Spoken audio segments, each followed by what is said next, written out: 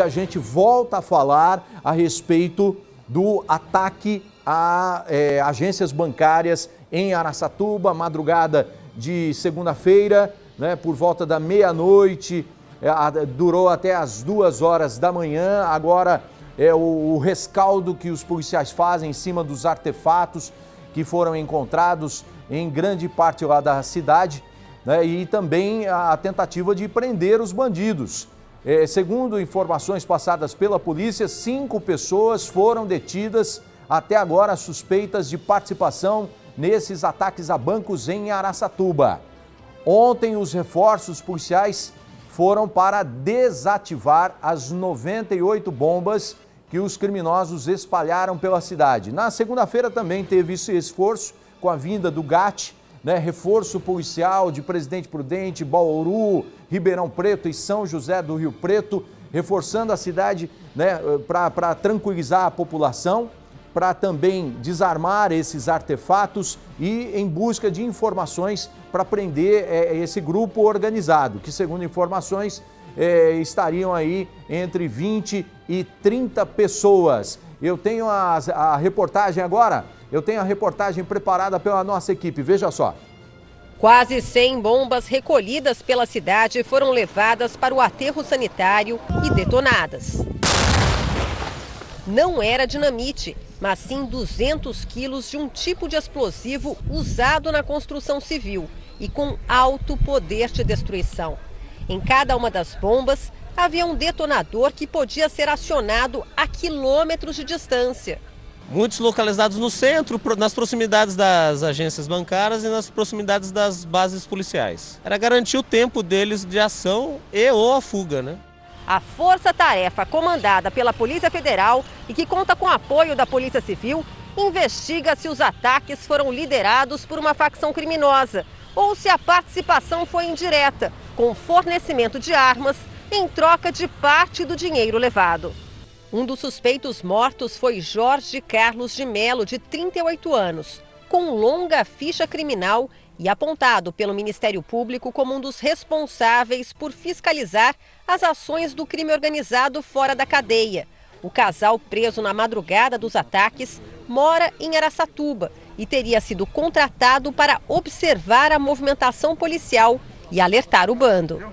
Esse tipo de ação criminosa, chamada de novo cangaço, reúne criminosos vindos de toda parte, pessoas que nunca se viram antes. Nós tínhamos pelo menos 30 pessoas atuando de forma direta na execução do crime.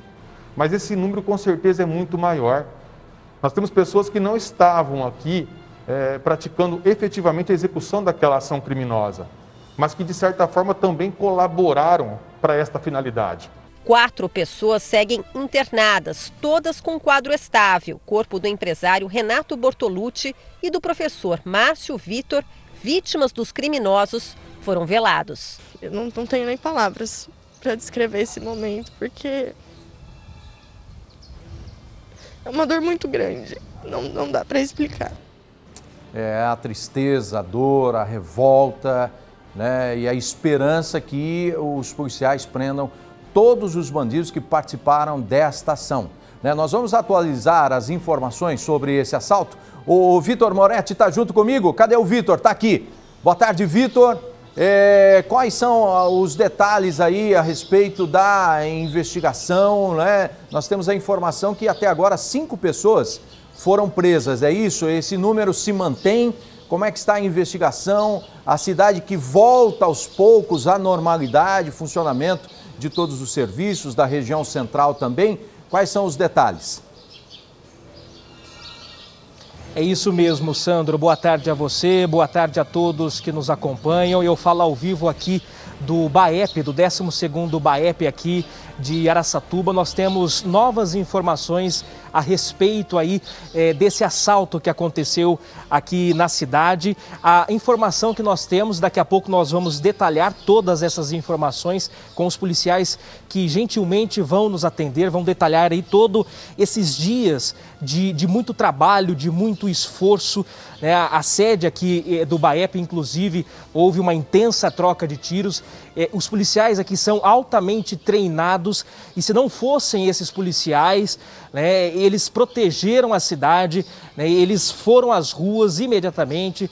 Os policiais eles conseguiram aí conter esses criminosos, né, e graças ao esforço de toda a equipe, nós temos um resultado positivo até agora com 5 prisões, né? E aí as investigações continuam até mesmo aí com a Polícia Federal, um esforço conjunto das autoridades com as equipes de segurança, tanto a Polícia Civil, Polícia Militar, Polícia Federal.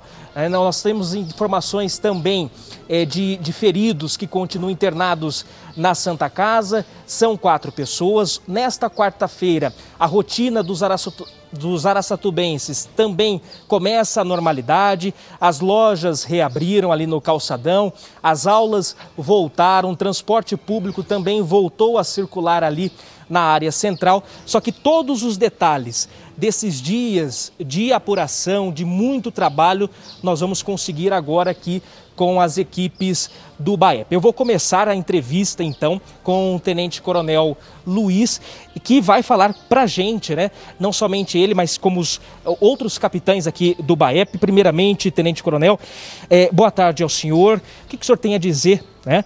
2 dias depois desse ataque aqui em Araçatuba. Boa tarde a todos. Primeiramente, a gente lamenta muito, a Polícia Militar lamenta as mortes de civis e os feridos também, né? Isso é um resultado indesejado pela Polícia Militar, né? Mas infelizmente esses civis foram vitimados aí pelos bandidos que perpetraram essa ação criminosa de alta complexidade aqui no município de Araçatuba. Coronel, pela primeira vez, né, que nós estamos conversando com vocês depois de tudo isso, para vocês explicarem, né, para a população, para os nossos telespectadores, o que aconteceu naquela madrugada. Nós sabemos, nós temos informações através da coletiva que foi concedida na segunda-feira, que o BAEP foi aí uma das primeiras sedes da Polícia Militar que os bandidos tentaram cercar. O que houve aqui de fato? Bom, na madrugada, né, de segunda-feira, a partir da meia-noite, 3 veículos tentaram sitiar o nosso batalhão, né? Eles efetuaram vários disparos contra a nossa sede, instalaram bomba de acionamento remoto, um veículo também com muito artefato explosivo foi posicionado à frente, né, para que ele fosse explodido e impedisse a chegada dos policiais militares que reforçariam a ação policial. Nós tínhamos nesse momento equipes aqui que estavam jantando e graças a eles, né, essa ação ela foi rechachada e os bandidos tiveram que deixar o local sem conseguir isolar o nosso batalhão. Com isso, foi possibilitado que policiais militares de férias, de folga, comparecessem à sede, se armassem, equipassem, assumissem viatura e fossem fazer frente à ação criminosa no centro da cidade. E chegando no centro da cidade, né, qual que era o cenário ali e como é que foi o trabalho do BAEP e das equipes da Polícia Militar ali no centro, né, que foi realmente o alvo desses criminosos? A ação do 12º BAEP foi uma ação organizada, tática e tecnicamente.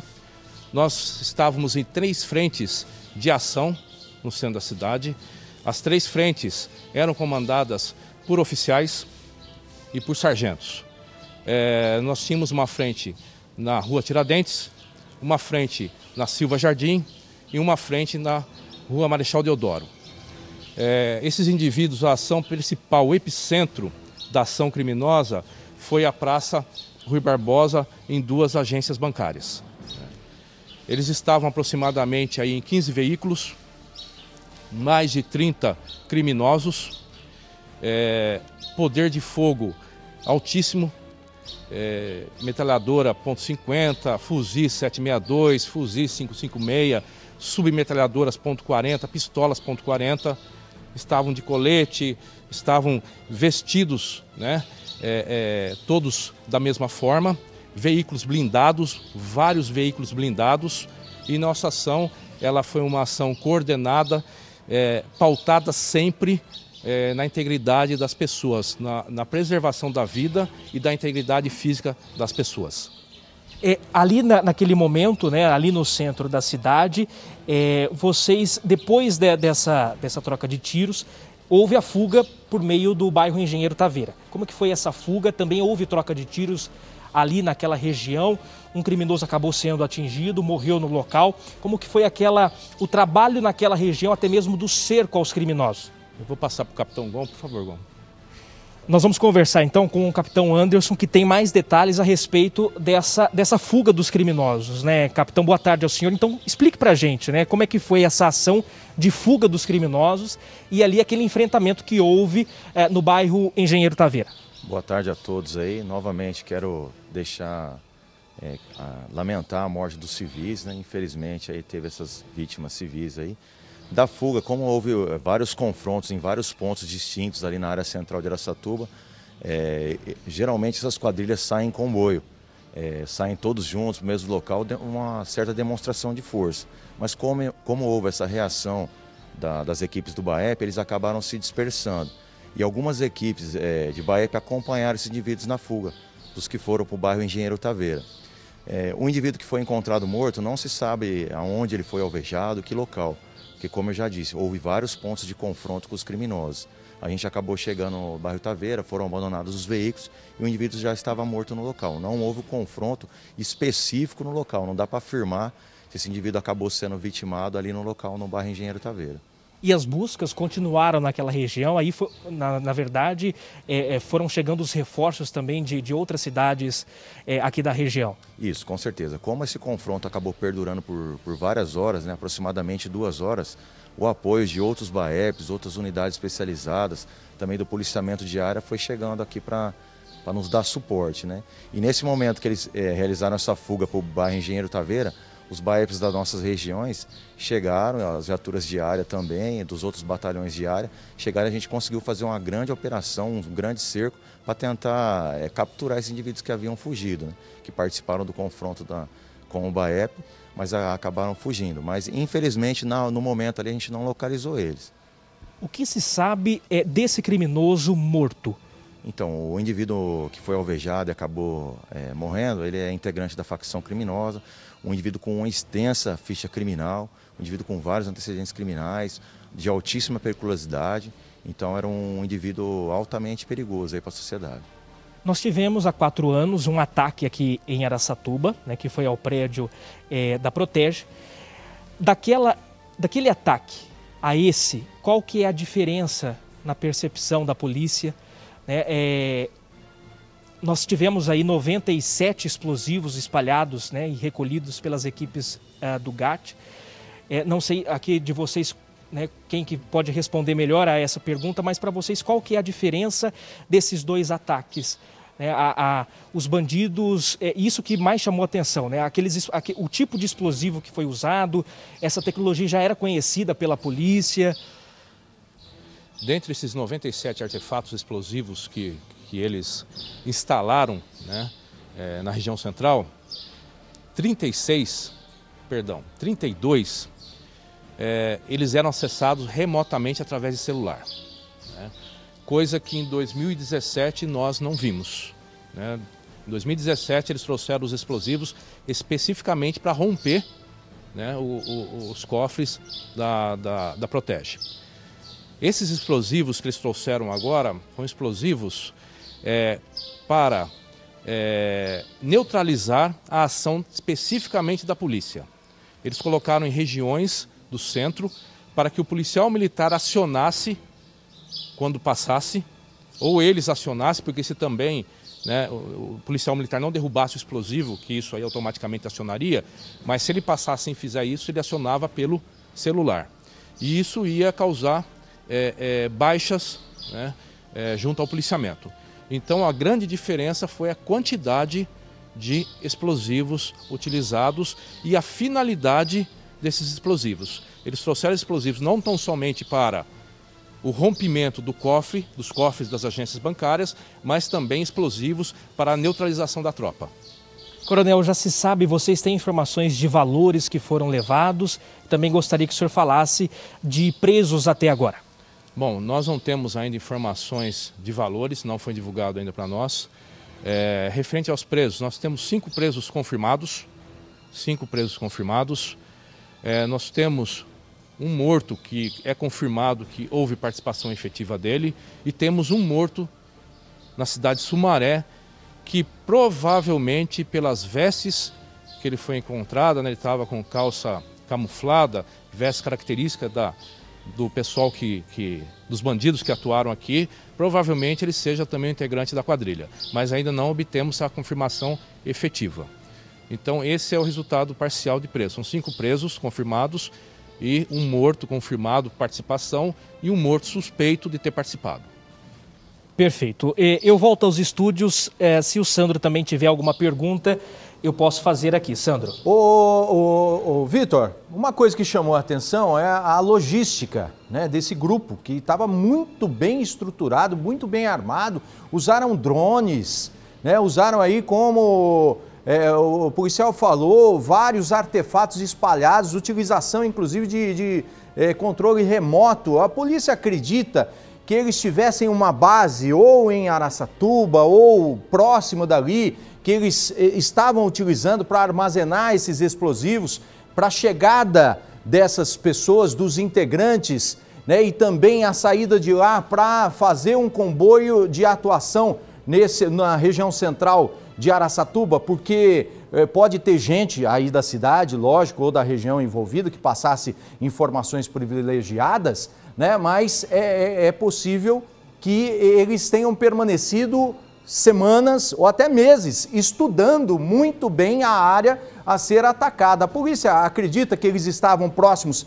há algum tempo. Isso daí está sendo apurado, saber se eles tinham uma base de controle para atuação aí, Vitor, porque parece coisa de filme, não é verdade? Justamente. Coronel, o Sandro Pires está perguntando, né? Outra coisa que chamou muita atenção foi a logística da quadrilha, né? Eles utilizaram drones. A polícia tem alguma informação de quanto tempo esses criminosos passaram aqui na região e eles tinham alguma base, tanto aqui em Araçatuba ou outra cidade, que utilizaram para guardar essa quantidade imensa de explosivos, esses equipamentos que eles usaram, esses fuzis? Ainda nós não conseguimos levantar essa informação, mas certamente haveria uma base, sim, né? E eles estavam há algum tempo aqui para fazer todo o estudo, todo o planejamento da ação. Isso é comum, isso é uma prática dessas quadrilhas, mas essa informação eu não tenho ainda, está em investigação para levantamento, o local, aonde eles ficaram, de que forma eles acomodaram toda essa logística, esses veículos blindados, esses drones, esses explosivos, enfim, isso aí está sendo levantado ainda. E entre esses presos, né, que o senhor mencionou, 5 presos, existe a informação de pessoas da nossa região ligadas aí a essa quadrilha, já presas também? Sim, nós temos duas pessoas que é da nossa região e também foram presos em flagrante. Perfeito. Sandro, eu volto com você também. Tá ok, muito obrigado, parabéns a todos os policiais aí do BAEP, né?